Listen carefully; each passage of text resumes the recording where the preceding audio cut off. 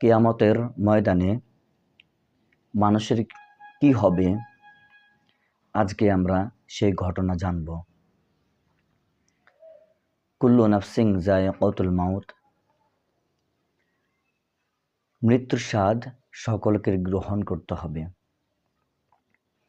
আমরা সকলেই আজকে দুনিয়াতে আছি, একদিন কেউ আমরা দুনিয়াতে থাকব না। আমাদের সকলকেই একদিন কবরে চলে যেতে হবে। কিয়ামতের ময়দান যখন হবে, তখন মানুষ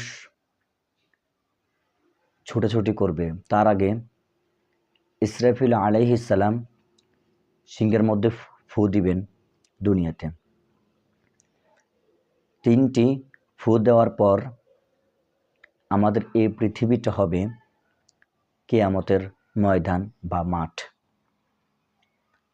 কিয়ামত বলতে আমরা কে বুঝি বা কিয়ামতের ময়দান কোথায় হবে, হয়তোবা আমরা অনেকে জানি না। প্রিয় দর্শক, এই দুনিয়াটা হচ্ছে কিয়ামতের ময়দান, এটাই হবে কিয়ামতের ময়দান, এটাই হবে কিয়ামতের মাঠ। যখন ইসরাফিল আলাইহিস সালাম সিংহার মধ্যে ফু দিবেন, তখন যত পাহাড় পর্বত রয়েছে সবগুলো ভেঙে চুরে খান খান হয়ে যাবে। যখন দ্বিতীয় ফু দিবেন, তখন আসমানে যে চন্দ্র তারা সূর্য সবগুলো ঢলে ঢলে পড়বে। 3 নম্বর ফু দেওয়ার সাথে সাথে দুনিয়া সৃষ্টি হওয়ার পর থেকে শুরু করে আজ পর্যন্ত অর্থাৎ কিয়ামত পর্যন্ত যত মানুষ দুনিয়াতে আসে মারা গিয়েছে, তারা সকলে কবর থেকে উঠে দাঁড়িয়ে যাবে। প্রিয় দর্শক, তখন সবাই হাই হাই ছোটাছুটি করতে থাকবে, আমার কি হবে উপায়। তারাই বলবে যারা বদকার, যারা নেককার, তাদের ভিতরে মনে একটা প্রশান্তি সৃষ্টি হবে, কারণ তারা কবর পার হয়ে আসছে, কবরের মধ্যে শান্তি পেয়েছেন। আর যারা কবরে শান্তি পায় নাই, তারাই হায় হায় আফসোস করতে থাকবে, কারণ তারা তো জাহান্নামী, তাদের তো হিসাব নিকাশ হবে। সেদিন এমন একটি অবস্থা হবে, মা তার সন্তানদের থেকে পালিয়ে বেড়াবে। কোরআন মাজিদে সূরাতুল আবাসের মধ্যে আল্লাহ রাব্বুল আলামিন বলেন, ইয়াউমা ইয়াফিরুল মারউ মিন আখিহি ওয়া উম্মিহি ওয়া আবিহি ওয়া সাহিবাতিহি ওয়া বানিহি লিকুল্লি ইমরিইম মিনহুম ইয়াউমা ইযিন শা'নুন ইউগনিহি। ইয়াউমা ইয়াফিরুল মারউ মিন আখিহি, সেদিন কিয়ামতের ময়দানে ভাই তার ভাই থেকে পালিয়ে বেড়াবে। ও উম্মিহি ওয়া আবিহি, মা তার সন্তানদের থেকে পালিয়ে বেড়াবে, সন্তান তার বাবা থেকে পালিয়ে বেড়াবে, বাবা তার সন্তান থেকে পালিয়ে বেড়াবে। লিকুল্লি ইমরিইম মিনহুম ইয়াউমা ইযিন শা'নুন ইউগনিহি। এর আগে আরেকটি আয়াত আছে, ওয়াসাহিবাতিহি ওয়া বানিহি, ওয়াসাহিবাতিহি ওয়া বানিহি। স্বামী তার স্ত্রীদের থেকে পালিয়ে বেড়াবে, আত্মীয়-স্বজন পালিয়ে বেড়াবে, বন্ধু বান্ধব সবাই সবার থেকে পালিয়ে বেড়াবে। লিকুল্লি ইমরিইম মিনহুম ইয়াউমা ইযিন শা'নুন ইউগনিহি। সুতরাং কিয়ামতের ময়দানে সেদিন কেউ কারো কোনো কাজে আসবে না, এমন একটি ভয়ঙ্কর অবস্থা হয়ে দাঁড়াবে। সেদিন কারো কোনো কিছুই কোনো কাজ হবে না, একমাত্র কাজ হবে নেক আমল। দুনিয়াতে থাকা অবস্থায় আপনি যতটুকু নেক আমল করেছেন, এই নেক আমলগুলোই আপনার নাজাতের ফয়সালা হবে। আমরা দুনিয়াতে থাকা অবস্থায় আমরা অনেক ধন সম্পদ অর্জন করার জন্য, টাকা পয়সা ইনকাম করার জন্য আমরা অনেক কষ্ট করি, মাথার ঘাম পায়ের মধ্যে ফেলে টাকা ইনকাম করি। কেন?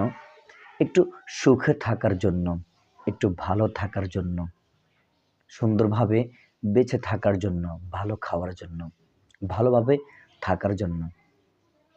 ঠিক তেমনিভাবে কিয়ামতের ময়দানে যার ন্যাক বেশি হবে সে মহা শান্তিতে থাকতে পারবে।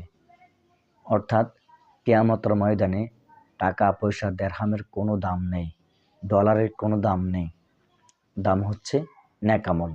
দুনিয়াতে যেমন টাকা যার বেশি থাকবে সে তত শান্তিতে থাকবে, যার টাকা নেই সে অভাবগ্রস্ত মধ্যে থাকবে।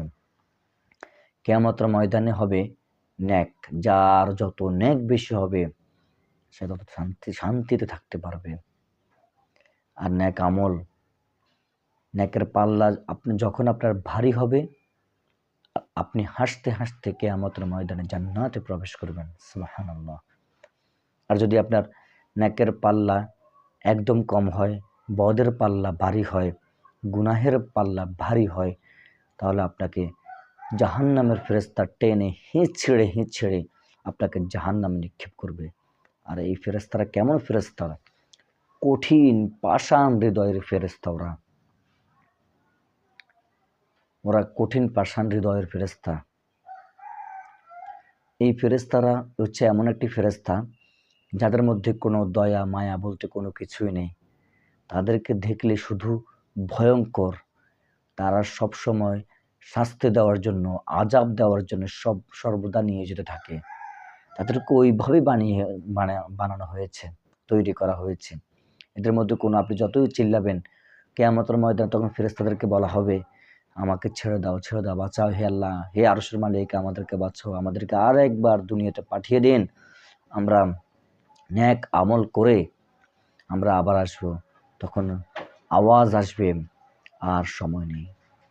তখন বান্দারা তা দেখে, আযাব গজব দেখে কেউ হাতে কামড়াবে, কেউ পায়ে কামড়াবে, শুধু আফসোস করবে, হাই কি করলাম, হাই কি করলাম, হাই কি করলাম, কার জন্য করলাম, কার জন্য এত কষ্ট করলাম।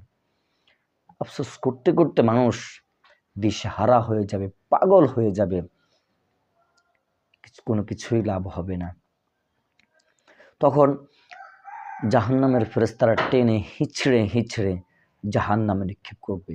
আর জাহান্নামের আগুন এত কঠিন ভয়ঙ্কর আগুন, যেটা দুনিয়ার আগুন থেকে ৭০,০০০ গুণ উত্তপ্ত গরম। দুনিয়ার আগুন, আমরা দুনিয়ার আগুনের মধ্যে ৩০ সেকেন্ড আমরা হাত রাখতে পারবো না, কারো সেই ক্ষমতা নেই। হাত পুড়ে ছাই হয়ে যাবে। দুনিয়ার আগুনের মধ্যে আমরা লাফ দিয়ে ১ মিনিট আমরা থাকতে পারবো না, ৩০ সেকেন্ডও থাকতে পারবো না, ১০ সেকেন্ড কিংবা ৫ সেকেন্ডও থাকতে পারবো না, জ্বলে ছাই হয়ে যাব। আর এই দুনিয়ার আগুনের থেকে কিয়ামতের যে জাহান্নামের আগুন রয়েছে, সেই আগুনটা হলো দুনিয়ার আগুন থেকে ৭০,০০০ গুণ উত্তপ্ত এবং গরম।